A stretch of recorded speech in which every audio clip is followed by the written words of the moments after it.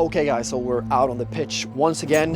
It's the start of a new week, and that means that we restart all the sessions that I went through in the previous video. So today we'll go through session A, where I'll focus on the first touch once again in 4 different situations. And this week is kind of special because at the end of the week, I will go on a trip with my family. We will go up north in Sweden, but that also means that I have to put in a lot of the work earlier in the week, since I won't have access to the pitches and the gyms once I'm actually on the trip. But now let's head into the first session of the week, session A, and let's start the episode. So welcome back to session A, and if you watched the previous video, you know all about what this session is about. And I just got a proper warm-up first of all, and then it's all about working on that first touch in different situations and changing direction after that first touch.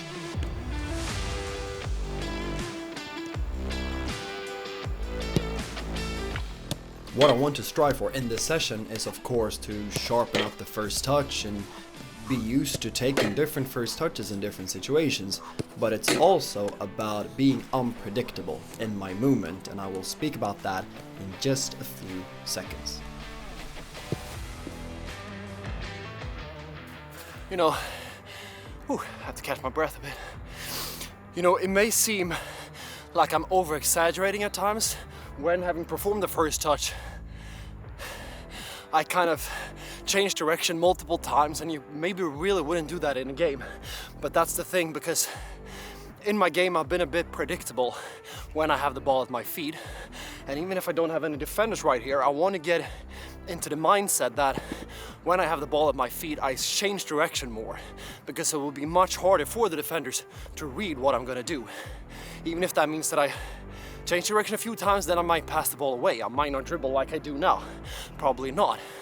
But I want to practice the movements and practice my brain to think in a more unpredictable way. That's why I'm over-exaggerating all these chops and feints.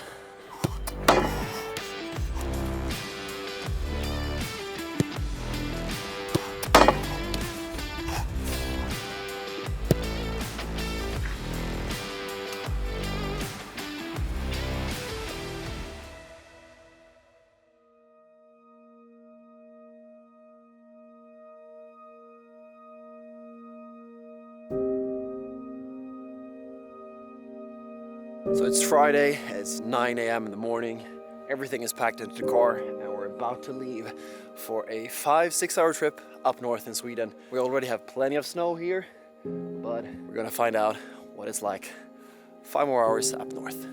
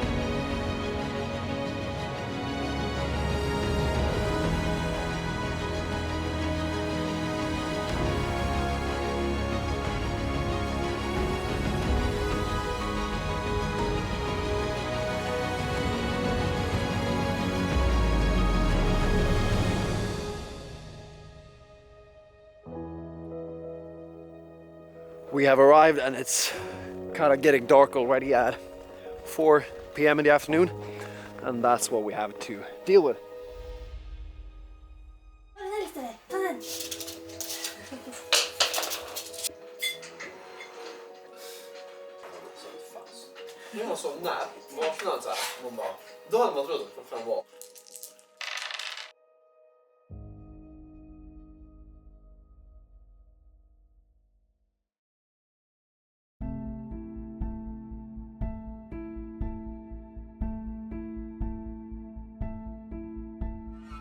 Okay guys, so it's day 2 after I've woken up in the cabin, and we're here in this beautiful landscape.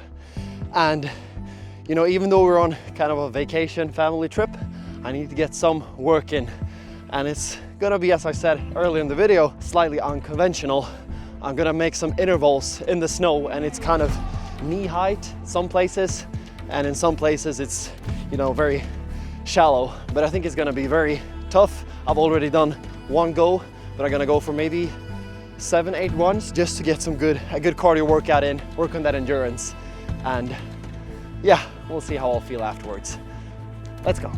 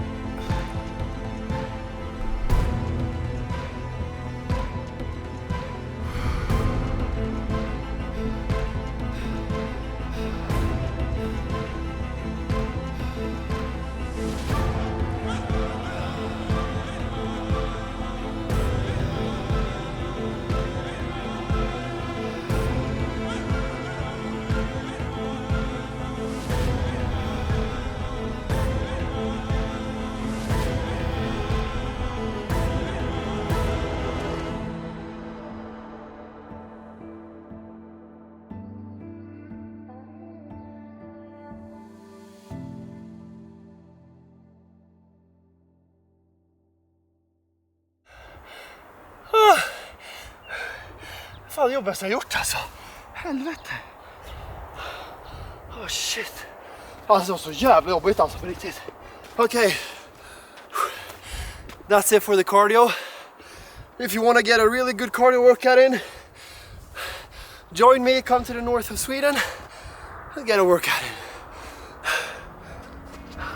To be honest, that was probably the toughest cardio workout that I've done in my entire life. But you know, the offer still stands. If you want to, we can go up to the north of Sweden and I can do the same thing again. No, but all jokes aside, I just wanted to take a moment to discuss what happened to the Reborn community, because there have been a few of you who have asked the questions, and rightly so. Because at the start of January, I started, together with Project Reborn 2, I launched a Reborn community, and that was supposed to be a platform where I would share exclusive content with the members, and you know, they would get private access to me, ask questions and all that, and just build a platform outside of YouTube where we could build up a community of like-minded players that all wanted the same thing, and that was to be reborn in their careers, and that is currently the journey that I am on myself. But a few weeks back, I felt that I didn't really provide what I had promised to the members of the community, and I didn't feel good about that, and I wanted to, you know, be fair to them,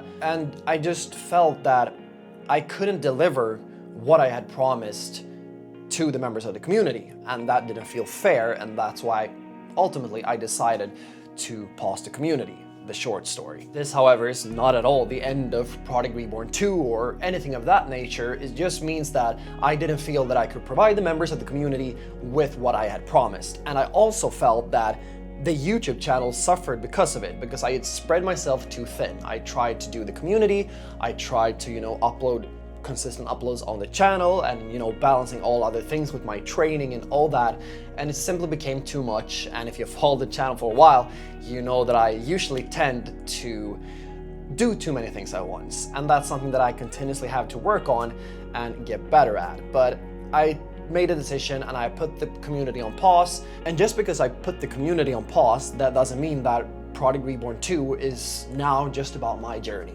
because that's not at all what I wanted, and I spoke about it in episode 1 of Project Reborn 2, that Project Reborn should be so much more than my own journey. I want that to reflect your journey as well. I want you to go on your own Project Reborn journey. I want you to share your own Reborn journey in the way that you deem fit. If that's on Instagram, YouTube, whatever it is, you don't even have to share it.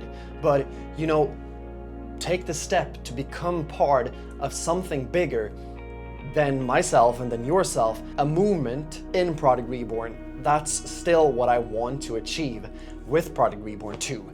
And if you have made it this far in the video, I want you to comment Reborn together down below, and that allows me to get a gauge of how many players will actually go on this Reborn journey together with me and go on their own version of Project Reborn. So don't think for a second that just because I have paused the community that is the end of Project Reborn 2. Quite the opposite, because now I'll be able to pour even more effort into the YouTube channel and the content, and I will be able to, you know, produce much better videos and give you much more value right here on YouTube, because I'm not spreading myself too thin. I just wanted to address that, but now let's head back into the snow and the cold of the north. And that also meant that we approached the final day of our little trip, and you may wonder why even make this type of video in the first place. This is not a football themed video in large, but I believe there's so much more to being a footballer than simply what you do out on the pitch or what you do in the gym. And my goal is always to provide you with as an holistic perspective as possible of what I do, not just in my football career but also in my life. And you know, I had a period at the start of the year where I didn't feel good, so this trip came at a great point and I got to spend time with the family, and that is time that I don't really take for granted anymore, because the older I get, the more I truly value that time. And that is also something that you will have to face when you go through your career. There will be problems that you will face on the pitch, but there will certainly also be problems that you will face off the pitch. And I want to be here to help you through those tough moments. And I definitely don't know everything, but I try my best to teach what I have learned through experience and through living life.